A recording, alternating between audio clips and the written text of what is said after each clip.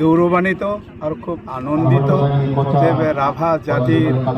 আজি 50 বছৰৰ পিছত 51 বছৰ ভৰি দিছোঁ আৰু এই বছৰ য'ত স্থাপন হৈছিলে প্ৰতিষ্ঠা হৈছিলে বেবাক ৰাভা নতুন ৰাভা সাহিত্য সভা এই স্থানতেই আমি আজি চিৰস্মৰণীয় কৰিবলৈ এই স্তম্ভ আমাৰ ৰাভা ভাষাৰ সাহিত্য সভাৰ প্ৰতীক আমি চিৰস্মৰণীয় কৰিবৰ কাৰণে স্তম্ভ নিৰ্মাণ কৰিব পাৰিলোঁ। পিছত দ্বিতীয়তে ধন্যবাদ দিব খুজিছোঁ অসম চৰকাৰ লগতে BTR চৰকাৰকো যে অসম চৰকাৰে ৰাভা ভাষাক স্বীকৃতি দিলে প্ৰাইমাৰী পৰ্যায়ত হ'লেও ক্লাছ 5লৈকে আমাৰ হ'ব এদিনাখন আৰু এতিয়া এই বছৰৰ পৰাই হয়তো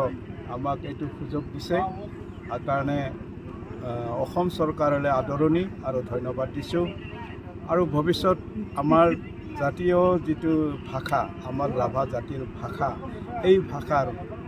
উন্নয়ন হয় যুগুমীয়া হয় তাৰ কাৰণে চৰকাৰৰ উভয় পক্ষকে আমি আহ্বান জনাইছোঁ যেন সহায় কৰে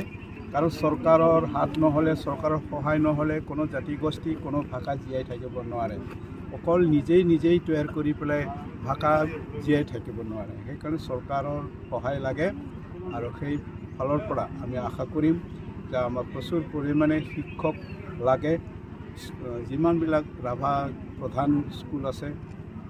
গাঁওবোৰ আছে সেইবিলাকত যেন চৰকাৰে শিক্ষক নিযুক্ত কৰিবলৈ সুযোগ দিয়ে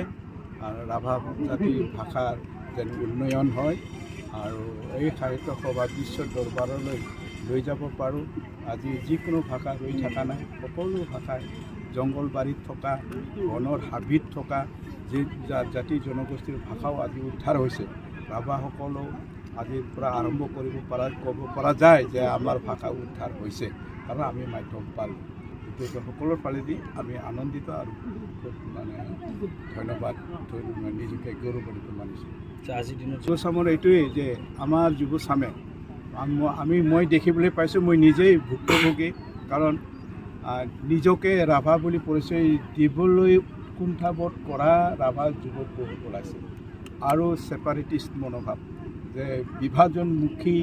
এনেকুৱা হয়তো ওলাইছে আমাৰ দৃষ্টিগোচৰ হৈছে সেইবিলাক যেন নহয় এইটোৱে আমাৰ কামনা কৰোঁ যে কাৰণ একতা নহ'লে জাতি উদ্ধাৰ নহয় জাতি জীয়াই থাকিব নোৱাৰে ভাঙনমুখী ধ্বংসাত্মক এই চিন্তাধাৰাৰে জাতিগোষ্ঠী জীয়াই থাকিব নোৱাৰে সেইকাৰণে যুৱচামক মই ভাষাৰ ক্ষেত্ৰত বিশেষকৈ ক'ব বিচাৰোঁ যে ইংলিছে হওক, অসমীয়া হওক, বঙালীয়ে হওক বা হিন্দীয়ে হওক বা বড়োই হওক, সকলো ভাষাৰ জনাৰ উপৰিও নিজৰ ভাষাটোক হেৰাবলৈ দিয়া বা নিজৰ ভাষা ব্যৱহাৰ নকৰা, পাহৰি যাবলৈ ধৰা, এইটো ভাল লক্ষণ নহয়। কাৰণ আমি বহুত দেখিবলৈ পাইছোঁ, টাউনত গ'লে, গুৱাহাটীত গ'লে অসমীয়া হয়, কলকাতাত গ'লে বঙালী হয়, নিজকে পাহৰি যায়। পিন্ধন উৰণ পৰ্যন্ত মানুহে এতিয়া এৰিবলৈ ধৰিছে, মানে এৰিবলৈ ধৰা মই দেখিবলৈ পাইছোঁ। সেইকাৰণে মই এই বয়সতো মোৰ অভিজ্ঞতা আছে, মই দেখিছোঁ নিজেই। যিবিলাক শাৰী পিন্ধি থাকে সেইবিলাকৰ প্ৰতি মোৰ অনুৰোধ থাকিব যেন এইটো ব্যৱহাৰ নকৰে। কৰক, প্ৰয়োজন সাপেক্ষে চবকে ব্যৱহাৰ কৰিব লাগে, কিন্তু নিজত্বক যেন মানে জলাঞ্জলি নিদিয়ে, সেইটো মোৰ আহ্বান আছে। Thank U.